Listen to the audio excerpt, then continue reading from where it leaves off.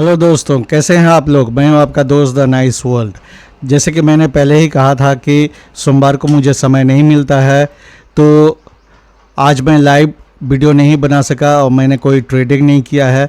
लेकिन ये मेरा मिशन है, लर्निंग स्प्रेड करने का, फैलाने का, ज्ञान फैलाने का। और मैं जो डे ट्रेडिंग करता हूँ वो स्ट्रेटेजी मैंने पहले से बताया हुआ है, एक डेडिकेटेड वीडियो है, आप उसको प्लेलिस्ट में जाके देख सकते हैं।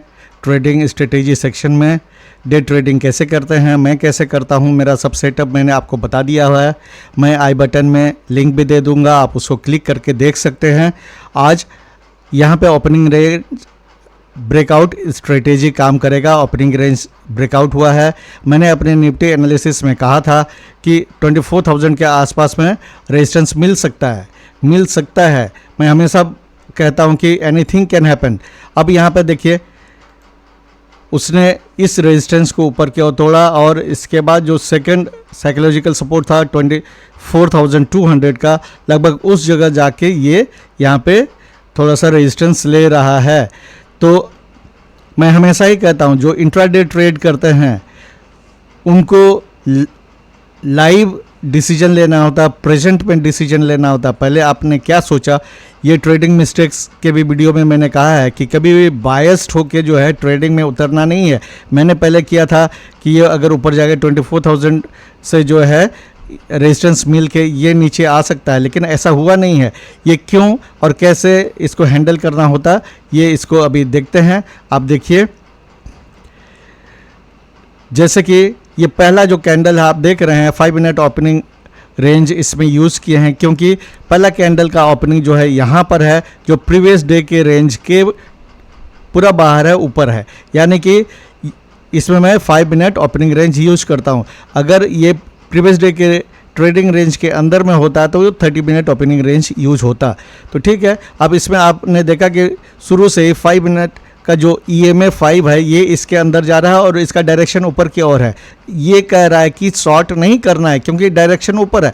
ये शॉर्ट तभी करेंगे जब ये ओपनिंग रेंज के नीचे जाएगा, या अपर जो हाई का जो रेंज है, यानी कि 5 मिनट ओपनिंग रेंज का जो हाई है, यहाँ से अगर ये 5 मिनट का EMA नीचे आता, और यहाँ पर देखिए मिड बॉलिंजर बैंड और बॉलिंजर बैंड सबका डायरेक्शन ऊपर है। इसके बाद सुपर ट्रेंड भी ऊपर की ओर जा रहा है अलोंग 20 सिंपल मूविंग एवरेज, जो कि मिड बॉलिंजर बैंड है। तो ये सब चीज़ कह रहा है कि ऊपर जाना है।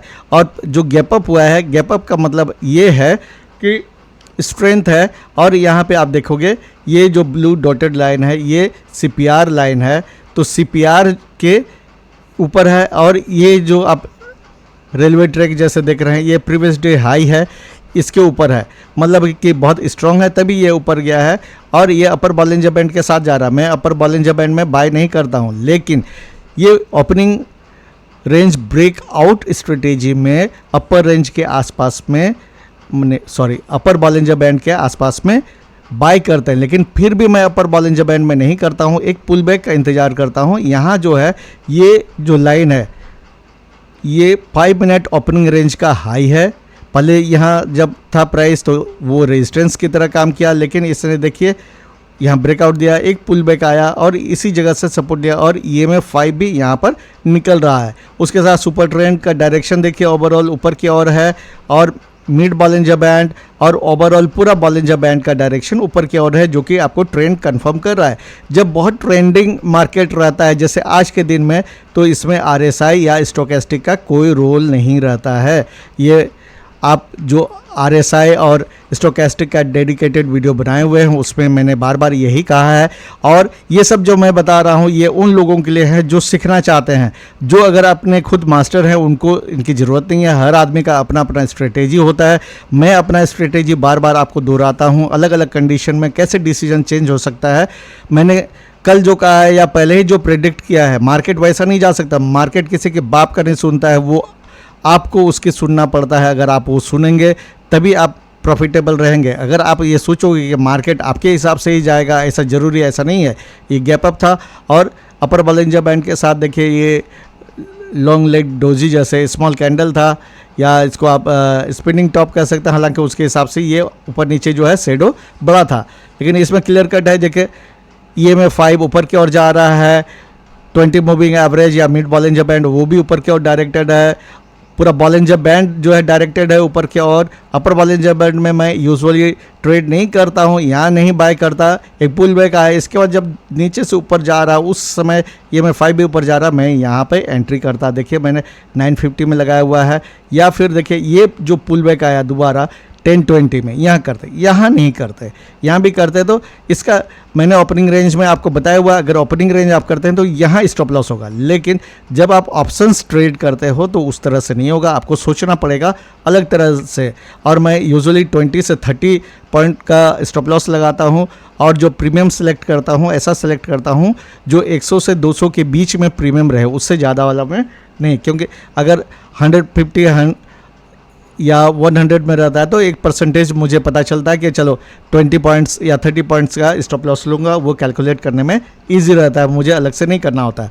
अब आप जान गए कि यहाँ बाय क्यों करना चाहिए था। और जिनको भी ज़्यादा जानना है ओपनिंग रेंज स्ट्रेटेजी और बाकी जो मैं जो है कई स्ट्रेटेजी को मिला के डे ट्रेड में यूज़ करता हूँ, क्योंकि बहुत बार क्या होता है एक स्ट्रेटेजी या एक पैटर्न आप देखोगे वो फेल होता है, तो उसके लिए ये चीज़ था। और चूंकि ऊपर के साइड में कोई भी स्टॉप लॉस अवेलेबल नहीं है, इसलिए सीधे सीधे तो नहीं जाना था, स्टॉप लॉस क्रिएट होगा। जैसे यहाँ पर शॉर्टर आया, नीचे आया, फिर इसको यहाँ पर देखिए ये बड़ा सा कैंडल बना, स्टॉप लॉस इसका हिट हुआ, ऊपर गया, फिर यहाँ पे शॉर्ट हुआ, और यहाँ जो लोग घुसे होंगे उनका स्टॉप लॉस इस जगह में ये वाला कैंडल में गया, फिर ऊपर गया, फिर नीचे। ये इस तरह से स्टॉप लॉस क्रिएट करते हुए ऊपर जा रहा है, क्योंकि ऊपर के साइड में स्टॉप लॉस नहीं है। तो चूँकि स्टॉप लॉस हंटिंग बहुत सब्जेक्टिव मैटर है, बहुत बार नहीं समझ में आएगा शुरू में, इसलिए मैंने ये सब इंडिकेटर और ये सेटअप लगाया हुआ अलग अलग। सुपर ट्रेंड ऊपर की ओर दिखा रहा है, अगर ये पूरा फ्लैट रहता है और नीचे बॉलिंजर बैंड से बाहर रहता है तो मैं यहाँ पे बाय नहीं करता। Bollinger band mid Bollinger band के साथ जा रहा है, मतलब मोमेंटम बहुत है इसमें, यहाँ एंट्री और सेम उस जगह। हाँ, तो इसका मतलब है कि मैंने यहाँ एंट्री लिया है, तो ये मेरा स्टॉप लॉस है। और जिस तरह से आज का ट्रेंडिंग डे था, ओपनिंग रेंज का ब्रेकआउट हुआ है और इसमें इतना स्ट्रेंथ दिख रहा है, तो मैं ऑप्शंस में तो 2 से 3 गुना का मिनिमम जो मेरा स्टॉप लॉस है उसे 3x मिनिमम का सोचता। और जब तक कि यहाँ पे आप देखिए, जब तक ये कैंडल स्टिक ओपनिंग रेंज के हाई के नीचे नहीं आता है, मैं स्टॉप लॉस नहीं ट्रेल करूँगा या प्रॉफिट बुक नहीं करूँगा, थोड़ा इंतज़ार करूँगा।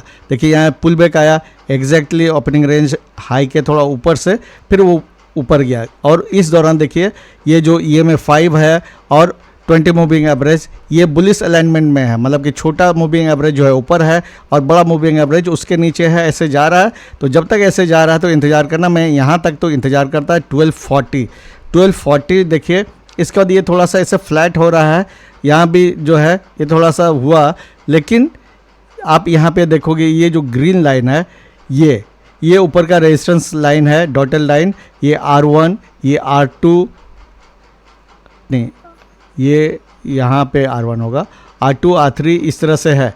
तो आप यहाँ पे देखोगे साइकोलॉजिकल लाइन का मेन बात करूँगा, साइकोलॉजिकल लेवल 24,000 के बाद 24,200 इसके आसपास का, मैं जब 24,000 के ऊपर, जो कि 24,000 जो है 5 मिनट ओपनिंग रेंज हाई से कोइंसाइड कर रहा है, तो यहाँ से मैं यूजुअली 24,200 का टारगेट लेके चलूँगा। उसके आसपास जब जाएगा, चाहे यहाँ हो, ये डिपेंड करता है। जैसे 1235 में कितना लेवल में थे वो हम देख लेंगे, 12 नहीं हुआ, 1230 मैंने ये आसपास जो है ना, ये आसपास में मैं कहीं 240 आसपास में प्रॉफिट बुक करता। अगर 240 आसपास में देखते, मैं हमेशा जो है डिसीजन इस चार्ट के हिसाब से लेते हैं, जो स्पॉट का चार्ट है उसके हिसाब से लेता हूँ, डिसीजन इसके हिसाब से नहीं लेता हूँ। अगर 240 में भी अगर बाय करते लगभग 76 पॉइंट का मुझे मिलता, जो कि मैं यूजुअली 30 से 50 पॉइंट का लेता। इसमें चूँकि ओपनिंग रेंज का ब्रेकआउट हुआ है और ये सभी मूविंग एवरेज जो है और सुपर ट्रेंड सब आराम से जा रहा है ऊपर की और इंडिकेट कर रहा है, और 24,000 के साइकोलॉजिकल जो लेवल है उससे ऊपर है, तो मैं 24,200 के लिए आराम से इंतज़ार कर सकता था। तो आपने देखा कैसे हम लोग जो है, मैंने जो डे ट्रेडिंग स्ट्रेटेजी बनाया है उसमें आप लगभग सभी फैक्टर को समझ पाते हो, उसको फैक्टर इन करते हो और आपको धोखा बहुत कम होता है। अगर आप डिसिप्लिन के साथ ट्रेड करोगे तो आप कंसिस्टेंटली प्रॉफिटेबल रह सकते हो।